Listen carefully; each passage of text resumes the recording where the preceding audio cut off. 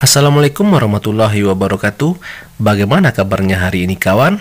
Semoga selalu sehat dalam lindungan Allah Subhanahu wa taala. Amin. Kembali lagi di channel kami.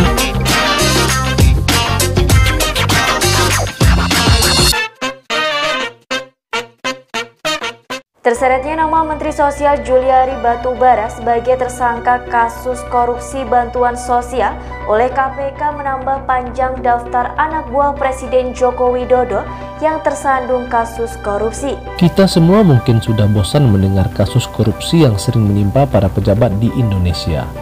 Memiliki gaji besar, tunjangan melimpah, dan fasilitas negara yang memadai, tak lantas membuat para pejabat enggan untuk melakukan tindakan korupsi. Tapi tahukah kawan, Indonesia pernah memiliki pejabat, lebih tepatnya menteri, yang dikenal sebagai menteri termiskin di Indonesia. Loh, kok bisa? Pak Menteri miskin? Sebelum kita lanjut, buat kawan yang baru gabung di channel kami ini, pencet dulu tombol subscribe dan bantu support channel ini, agar channel ini bisa semakin berkembang ke depannya. Terima kasih. Nah, daripada penasaran, yuk simak sejarah dan fakta singkat Dr. Profesor Insinyur Sutami, Menteri termiskin di sepanjang sejarah Indonesia. Profesor Dr. Insinyur Sutami lahir di Surakarta 19 Oktober 1928. Pernah menempuh pendidikan di Sekolah Tinggi Teknik Bandung yang sekarang dikenal sebagai ITB.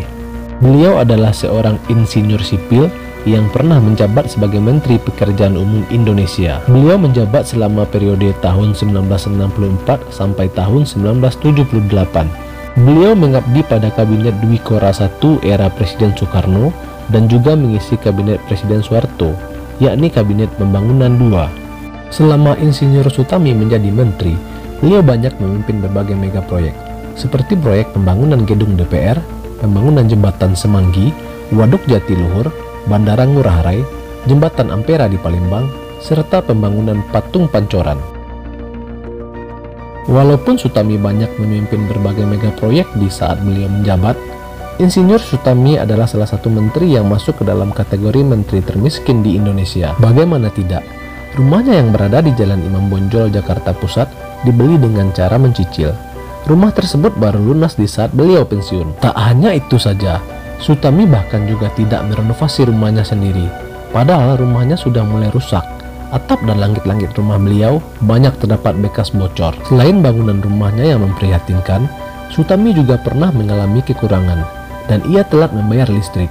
Alhasil, pihak PLN mencabut listrik di rumah pribadi yang ada di Solo.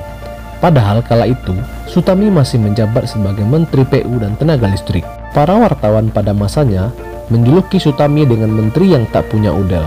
Julukan ini terkait dengan kesukaan Sutami berjalan kaki. Bahkan saat meninjau daerah terpencil, Sutami kuat berjalan kaki puluhan kilometer selama berjam-jam. Kalau ada ojek, beliau naik ojek.